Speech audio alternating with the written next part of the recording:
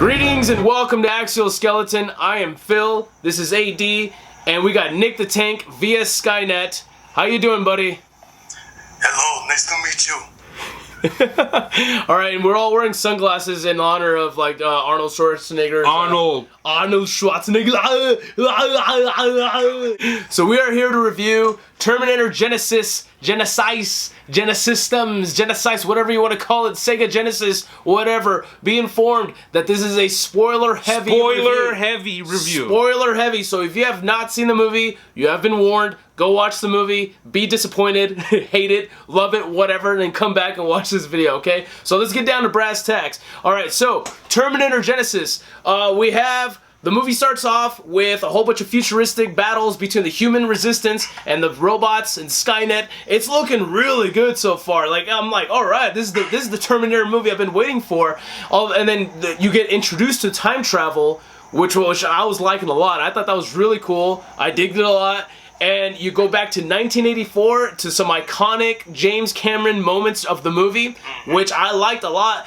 The part where I was like, okay, F this movie, was when they started going through all these different timelines. It's like, oh, we need to go to 1997. No, we need to go to 2017. Oh, no. So we go to 2017. John Connor's like, oh, I've been here since 2014. I'm like, what the fuck? Where are we? What time are we in right now? What is going on? All right. And then, as we all know, if you watch the trailers, you pretty much have seen the movie. The marketing for this movie fucking sucked. Get somebody who watched just 2 trailers from this, and you've already seen the whole movie. I hate it when movies are doing these. It's a trend. What's going on? Movie studios, get your shit together. Now, overall, I did not like the movie. I walked out pretty pissed off. I was like, I haven't been this pissed off in a movie since Iron Man 3. And so we got Nick here via Skynet. Nick, what did you think, man? Go for it. All right, dude. As a dedicated Arnold Schwarzenegger fan, dude, I loved it. I really don't have any complaints, but we just saw it today. All of us, the crew, everything. We just saw it today, so it's still fresh in our heads. I'm still trying to think of anything to rag on. I don't have much. I mean, I really did like it. It was a very good film. And, it's heavy on the nostalgia. And if anything I would offer to anybody, you have to see Terminator 1 and 2. Rise of the Machines Part 3 and Terminator Salvation. Don't even waste your time with that shit. They didn't even hint anything about those 2 films in Genisys. So it relies heavily on imagery and parts of the stories from Terminators 1 and 2. True. Okay, now what you just said right there, last year's X-Men Days of Future Past, the brilliant thing that what X-Men did last year is that they got rid of X-Men 3, The Last Stand, the one that nobody liked, right? With Terminator Genisys, Sega Genesis, whatever, I thought they were going to do that by eliminating Rise of the Machines and Salvation. But no, they totally just scrapped what happened on the first 2 James Cameron movies, and they're like, okay, we're doing our own thing again. Let's go to the main antagonist. We all know that John Connor was the main bad guy because they showed it in the fucking trailer. That would have been great if it was a plot twist if you walked into the movie theater not knowing that at all. That would have been an awesome M. Night Shyamalan Sixth Sense plot twist. Holy shit, John Connor is now this new super holy shit, Terminator. Let's move on to the special effects. The CG on the T-1000 looks just like the CG in the James Cameron Judgment Day. I was like, you guys could have improved a little bit better on the CG. I mean, that's just me. Well, since I am, a really big fan of the James Cameron versions, it was the nostalgia of the first 2 films, the way they recreated the intro, the opening scenes to the first Terminator film. Fucking sweet. I loved it. I really, really did, man.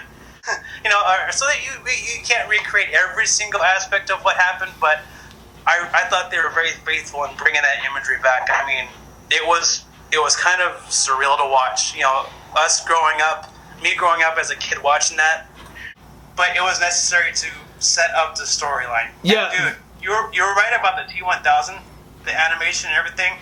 It wasn't too overdone. It was It was almost like they just plucked him right out of that scene, right out of that movie, and just dropped him in this one.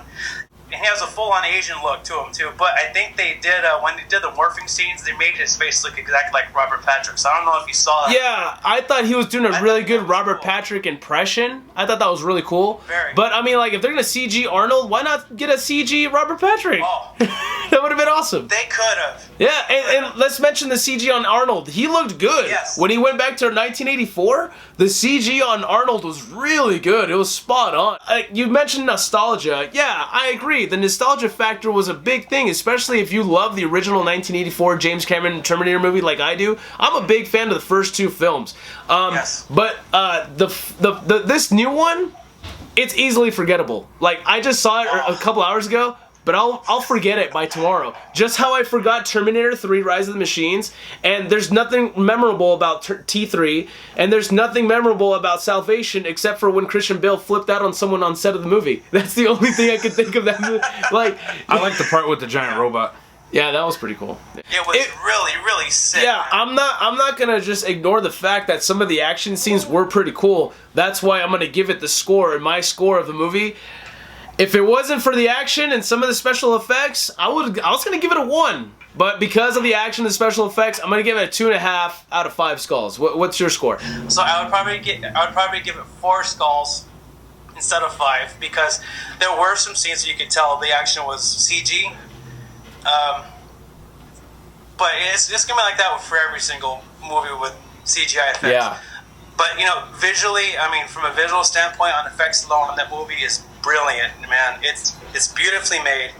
The stuff that they did on the stunt Arnold when he went back, that I'm still like flipping about how cool that was. I don't know, man. I really wish I can be as excited as you are for this movie. I want it to succeed, Like, I already had a bad feeling about it walking into the theater, but I walked in there wanted it to be good. Like, I was like, man, I hope they learn that. I hope the Terminator franchise has learned from T3 and Salvation. Like, they're kind of like rebooting, restarting. It's kind of a new thing, right? It's its own thing. But overall, there was no magic of it. They're like the first 2 Terminator James Cameron movies. They're timeless sci-fi classics. They really are. Yes, they are. And with this new one, it's just like, okay, I see what you guys are trying to do, but the story, man, the story was what really mattered for me. They could have really just go back to 1984 and just continued right there. There's I thought that's exactly what they were doing. It was looking really good. The first half hour, maybe 25 minutes of the movie was looking very promising. I was like, okay, maybe the trailers were wrong. All right, maybe the marketing they knew what they were doing. But once it starts going back into the future again, it's like, all right, man, you guys are doing the Back to the Future Part 2 thing where you guys are going blah blah to point A to point B to point A again to point B again. That's like, all right, man, what's going on? You guys are kind of confusing me now. In regards to the time travel thing, I will agree that there were too many instances of the time travel. It was kind of overdone. There were some good things about the movie. I mean, I saw a lot more bad than there was good. Honestly, the only good thing about it, and it's weird for me to say, is that Arnold was the best thing about this whole movie. I'm not just saying this because I love Arnold. I think he's a great guy. But, when Arnold is the best actor in your movie, that's kind of saying something, right? Yeah, exactly. And J.K. Simmons, all right, J.K. Simmons, I wish we had more J.K. Simmons. I really did not like I was surprised to see J.K. Simmons. I thought he was going to play the psychiatrist in the first 2 Terminator movies because he kind of looked like him. But yeah, no, I like what they were doing. I thought it was a pretty interesting concept that he was the LAPD cop from 1984 and he just turned into this conspiracy theorist. I liked it. I wish we would have seen more. And Jai Courtney, the guy who plays Kyle Reese, no. He is no fucking Kyle Reese, dude. He's very stale. I thought he would have been I wish he would have played somebody else instead of Kyle Reese, because Kyle Reese is a very important character. And but I thought Emilia Clarke from Game of Thrones, I thought she was a pretty damn well played Sarah Connor. I thought she looked just like a young Linda Hamilton, dude, straight out of 1984. I like that. The dude that played John Connor can go fuck off, man. I thought he was a better villain than he was a military leader. He's an up and coming star in his own right, dude. I mean, his performance in Dawn of the Planet of the Apes, fuck, man. Yeah. He nailed that good. I think Arnold's role was not as heavy. Like, it was more centered around the characters of Sarah and Kyle. And Arnold was kind of like mild comic relief, and he was just adding, I don't know, he was adding something to the story, but not so much that it was centered on him. But I felt like those two didn't even have chemistry. I felt they had like the amount of chemistry that you would expect between like the first Twilight movie when they're like, hi, hey, how's it going? Like, so I guess we're supposed to like have sex and produce John Connor, huh? Like, I was hoping those two would grow together on screen, but they just seem so stale and stiff, like just the two of them. Even that kiss looked very forced, dude. I was like, you can, like, the director's like, you guys are gonna fucking kiss. We're paying you millions of dollars to kiss. Now fucking kiss. I could see this film as a true third film in the saga and leave it at that.